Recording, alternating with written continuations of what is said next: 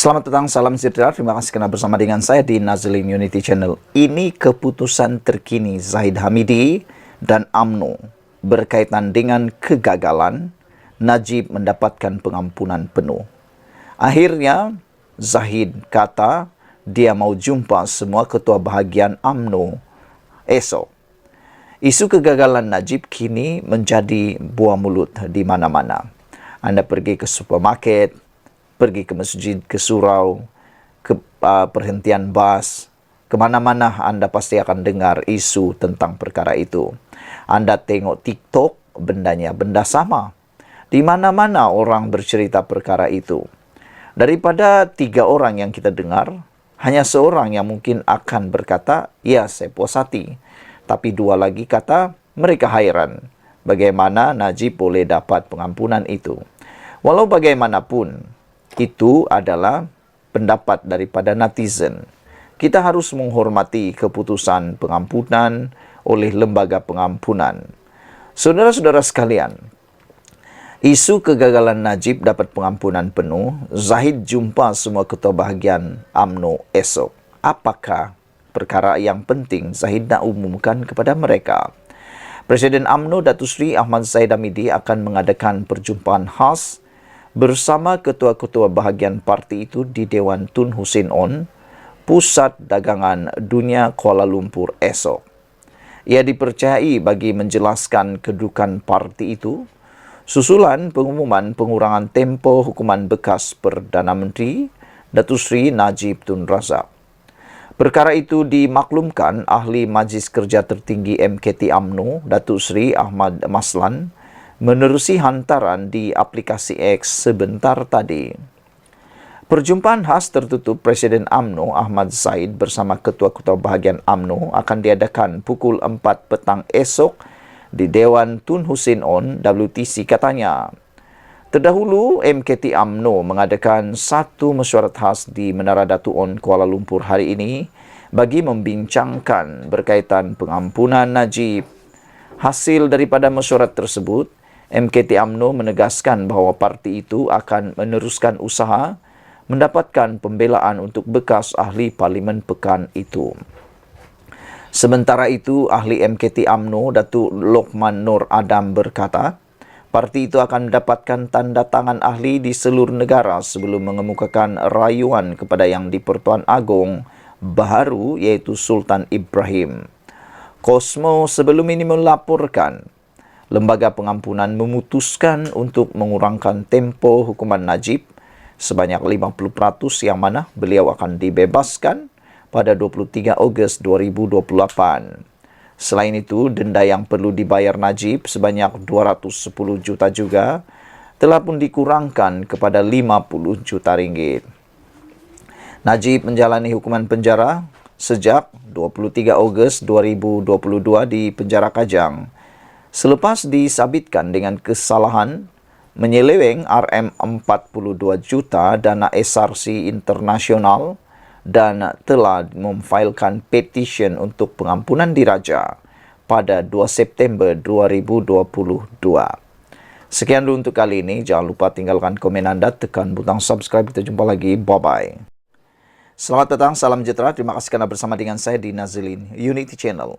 Gusar sokongan pada Anwar semakin bertambah.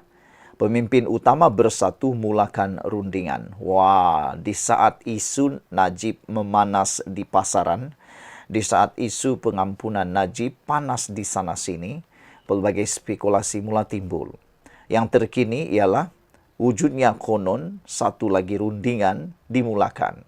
Adakah ini yang dikatakan mengambil kesempatan di saat air keruh ataupun mengambil kesempatan di saat kesempitan?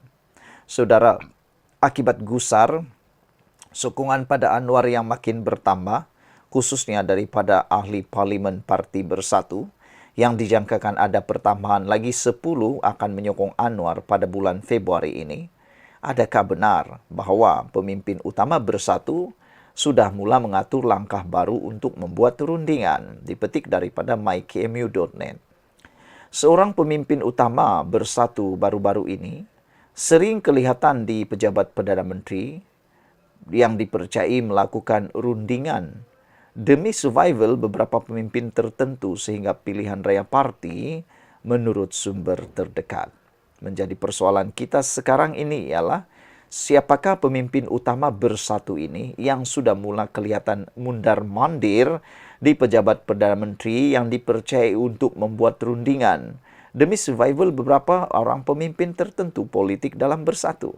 Itulah Kandah diberi nasihat, cepat-cepat buat rundingan dengan Anwar Ibrahim. Bahkan Anwar Ibrahim pun telah mengingatkan, cepat buat rundingan sebelum nasi sudah menjadi bubur.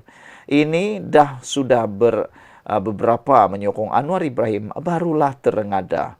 Nasib baiklah, boleh kata masih boleh diperbaiki lagi.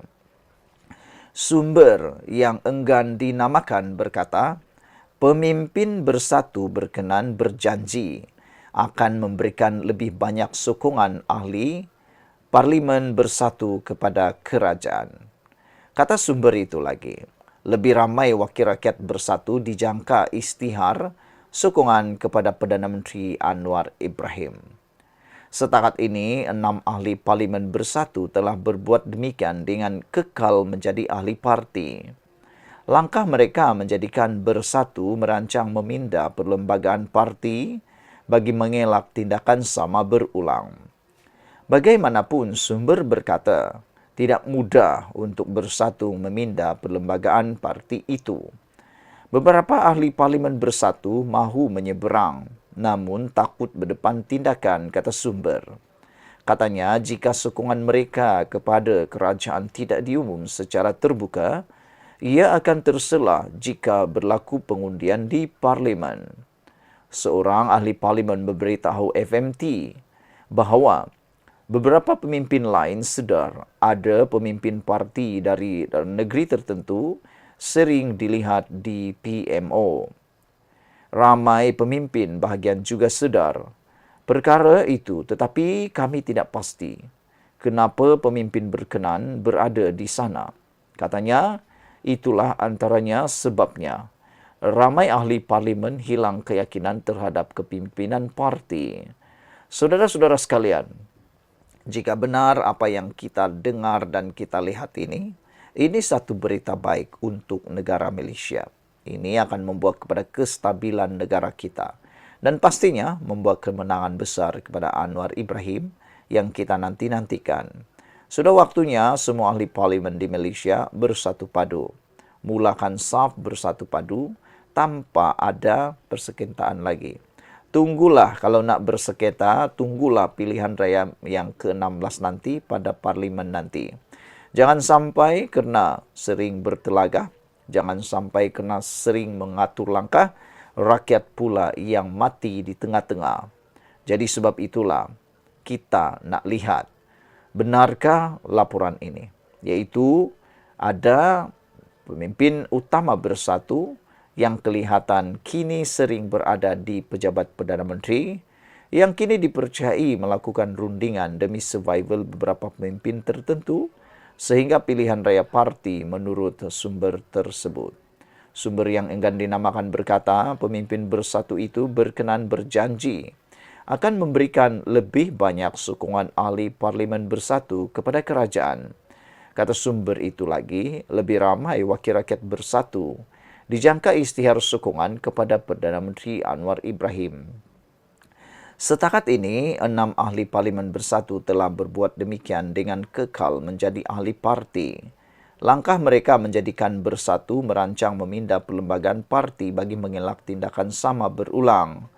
Bagaimanapun, sumber berkata tidak mudah untuk bersatu memindah perlembagaan parti itu. Sekian dulu untuk kali ini. Jangan lupa tinggalkan komen anda, tekan butang subscribe. Kita jumpa lagi. Bye-bye. Selamat petang, salam sejahtera. Terima kasih karena bersama dengan saya di Nazilin Unity Channel. Ini berita paling malang untuk Najib. Sudah jatuh di timpa tangga. Sudahlah tidak dilepaskan secara serta-merta di penjara. Ini pula berita yang terkini kita terima, yaitu hukuman dikurangkan, Najib tak boleh mohon parol. Itu kata pakar.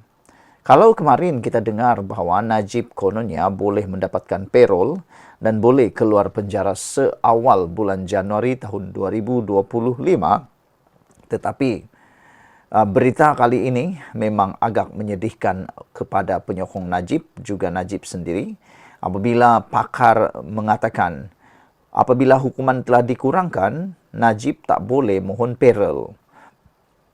Pengurangan hukuman penjara Datuk Seri Najib Razak menghalang bekas Perdana Menteri itu untuk memohon perintah payroll bagi menjalani hukuman pemenjaraan di luar penjara atau di penjara di rumah. Pakar perlembagaan Profesor Madya Datuk Dr. Wan Ahmad Fauzi Wan Hussein berkata, ia selari Seksyen 46E dalam kurungan 6 dalam kurungan E Akta Penjara 1995 Akta 537 yang membataskan hak payroll bagi tahanan jika mendapat lega hukuman di bawah perkara 42 Perlembagaan Persekutuan. Najib tidak layak memohon payroll kerana perimitan atau pengurahan hukuman sudah diberikan lembaga pengampunan. Ini kerana perintah payroll itu sendiri bertujuan menggalakkan kelakuan baik dan kerajinan serta memudahkan pemerlakuan pemulihan seseorang banduan. Asas semua turut diberi pertimbangan oleh lembaga pengampunan, katanya kepada Berita Harian hari ini. Semalam, Najib dilapor diberikan pengurangan 50% bagi hukuman penjara 12 tahun yang sedang dijalaninya sejak tahun 2022, sekaligus menyaksikan bekas pengerusi Barisan Nasional BN itu bakal dibebaskan pada 23 Ogos tahun 2028. Selain pembebasan awal, Lembaga Pengampunan Wilayah-Wilayah Persekutuan Kuala Lumpur, Labuan dan Putrajaya juga mengumumkan denda perlu dibayar Najib dikurangkan daripada 210 juta kepada RM50 juta ringgit. Sekiranya denda itu tidak dibayar, tempoh pemenjaraan Najib akan ditambah setahun dengan tarikh pembebasan beliau dijadualkan pada 23 Ogos tahun 2029. Najib, 70 tahun yang menjalani hukuman di penjara Kajang, Selangor sejak pada tahun lalu, selepas didapati bersalah menyeleweng RM42 juta dana SRC internasional, Sendirian Berhad memfailkan petisyen untuk mendapatkan pengampunan yang di Pertuan Agong pada 2 September tahun 2022. Mengulas kemungkinan rayuan terhadap keputusan perimitan hukuman, Wan Ahmad Fauzi berkata, perkara itu tidak boleh dibuat menerusi proses kehakiman kerana keputusan yang di Pertuan Agong adalah proses mersi, bukan prosiding mahkamah. Justru terpulang kepada yang di Pertuan Agong sama ada ingin melaksanakan prerogatif baginda kerana tiada peruntukan yang membataskan kuasa berkenan dan tafsiran mahkamah jika isu berkenan timbul nanti. Perkara 42 Perlembagaan Persekutuan juga tidak membezakan keputusan Lembaga Pengampunan yang dipengerusikan mana-mana yang di Pertuan Agong. Justru tidak timbul isu raja mana yang menjawat jawatan yang di Pertuan Agong. Ditanya sama ada Lembaga Pengampunan perlu mendedahkan keputusannya kepada umum, Wan Ahmad Fauzi berkata tiada peruntukan dalam perkara 42 Perlembagaan Persekutuan yang menetapkan tindakan sedemikian. Menyokong pandangan itu, seorang lagi pakar perlembagaan Profesor Dr. Nik Ahmad Kamal Nik Muhammad berkata, Najib tidak layak untuk menjalani perintah payroll selepas bekas ahli Parlimen Pekan itu menerima perimitan hukuman. Logiknya, apabila hukuman sudah jadi separuh, macam mana boleh mendapat pelepasan payroll lagi? Ini seolah-olah double advantage ataupun manfaat berganda. Lega hukum atas alasan ditentukan yang di Pertuan Agong, apa jua alasannya, keistimewaan sudah diberi kepada Najib. Seksyen 46E dalam kurungan E, Akta 537 amat jelas. Lega hukum diberi, maka hilang peluang untuk payroll, katanya. Beberapa pengamal undang-undang sebelum ini berpendapat Najib mungkin berpeluang dibebaskan lebih awal dari 2028 kerana boleh memohon perintah payroll. Sekian dulu untuk kali ini. Jangan lupa tinggalkan komen Anda, tekan butang subscribe. Kita jumpa lagi. Bye-bye.